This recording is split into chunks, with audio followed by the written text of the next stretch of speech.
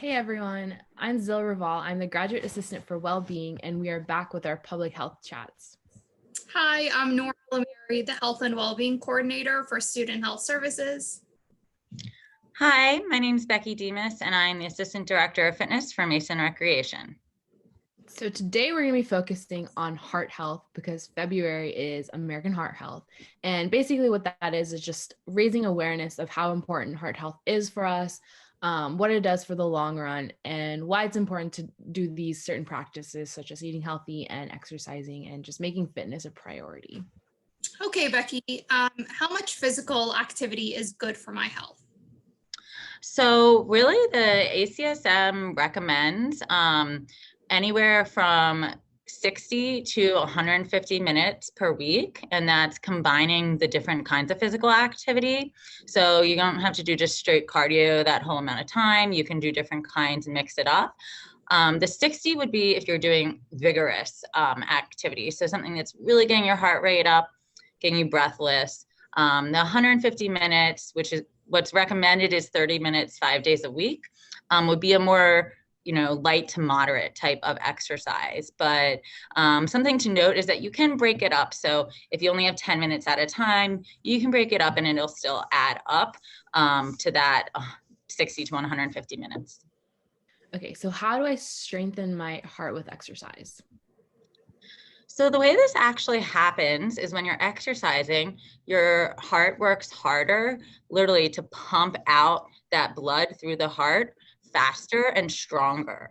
So as your heart does that more and more, your heart's getting stronger, and you're decreasing your blood pressure, and your body's starting to just get used to the exercise.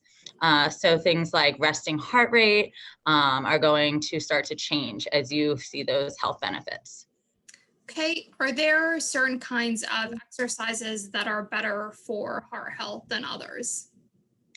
Yeah, so people often have this misconception that to get your heart stronger and to improve your heart health, you want to only do cardio, but that's definitely not true. Cardio is that main source of increasing the heart rate and then getting the heart stronger through increased cardiac output, like I mentioned before.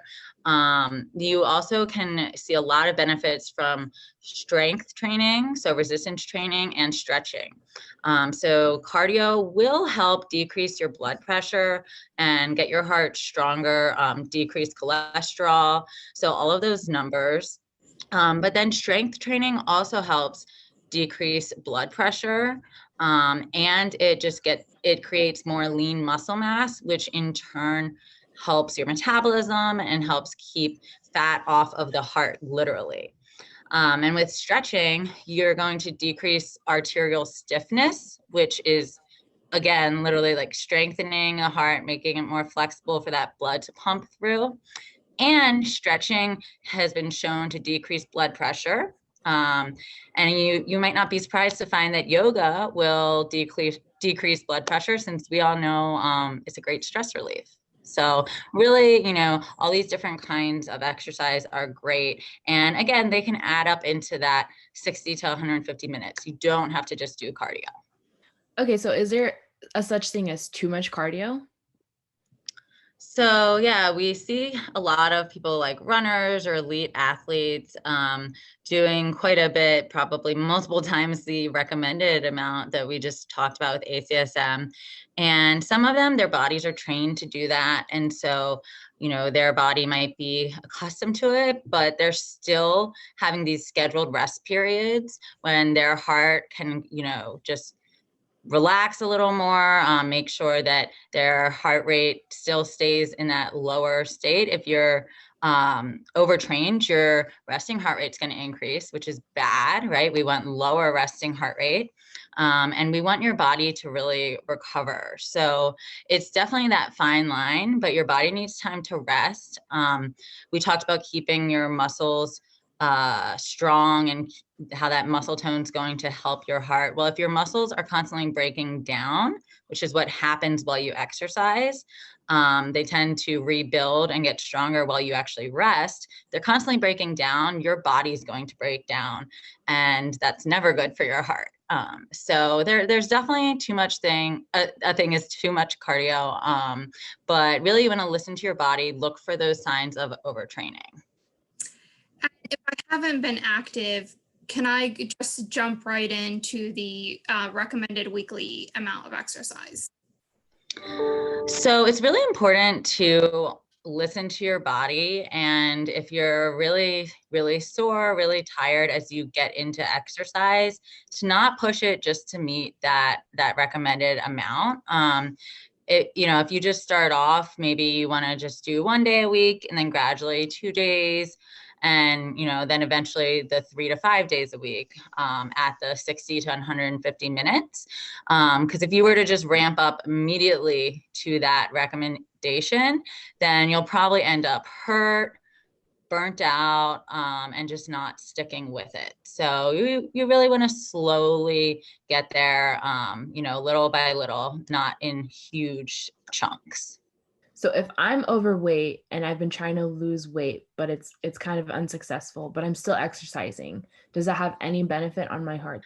Yeah. So one thing that, again, another misconception is that you have to be thin and, look like a really fit person to take advantage of all the benefits of exercise for your heart. So there are a lot of people who may still have a higher BMI, or, are at a plateau and they're having difficulty losing weight. They're still seeing a lot of those benefits of exercising. So no, it's not all about the pounds and what you see on the scale.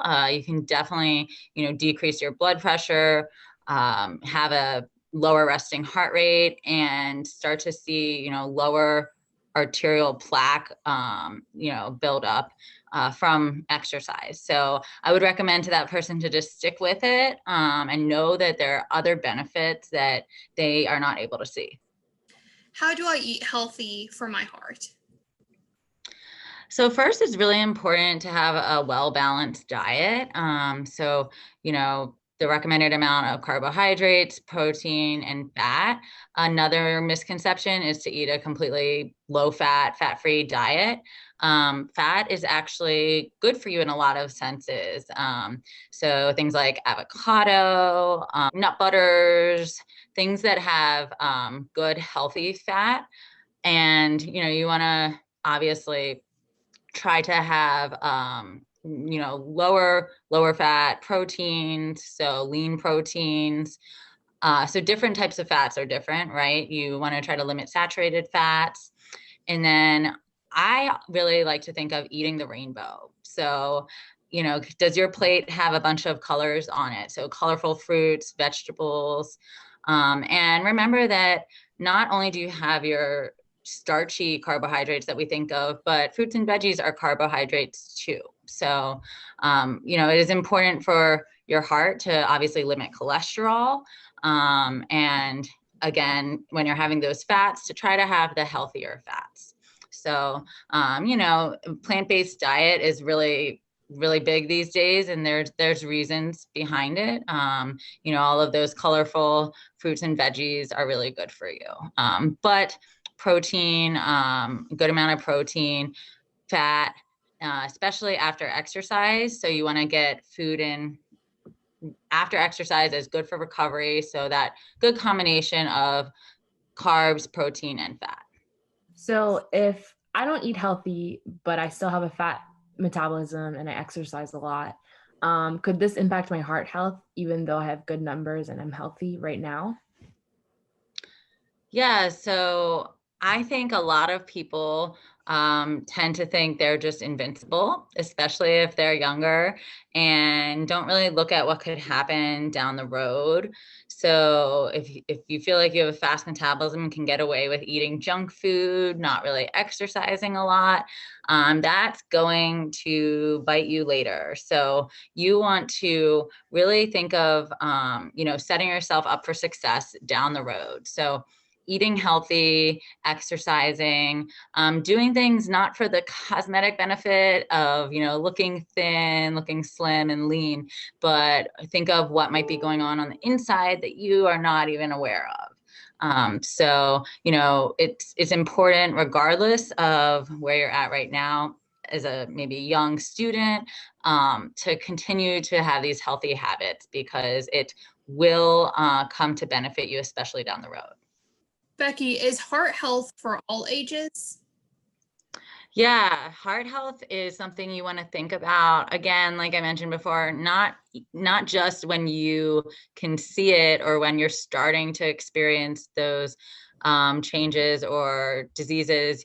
You want to get active and eat healthy early on. So if you're in college and you think that you're, invincible, that might not be the case. You could have plaque building up in your heart right now, and you don't even know it.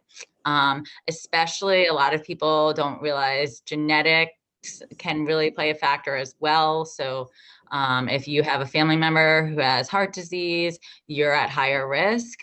And, a big thing that we're trying to do right now in the health and fitness field and just health in general is try not to just put a Band-Aid on things once they happen, right? This is preventative. So we want to start exercising and eating healthy so that you don't end up having to, get medication or have a certain exercise plan prescribed to you, because it would be really nice to just be healthy enough that it doesn't come down to that. So no matter how young you are, or if you find that you're older and you haven't encountered any health issues, you want to keep exercising, because once you fall off of that, those habits or that pattern of, being dedicated to your exercise program, is when that could start to happen. So yes, it is for all ages.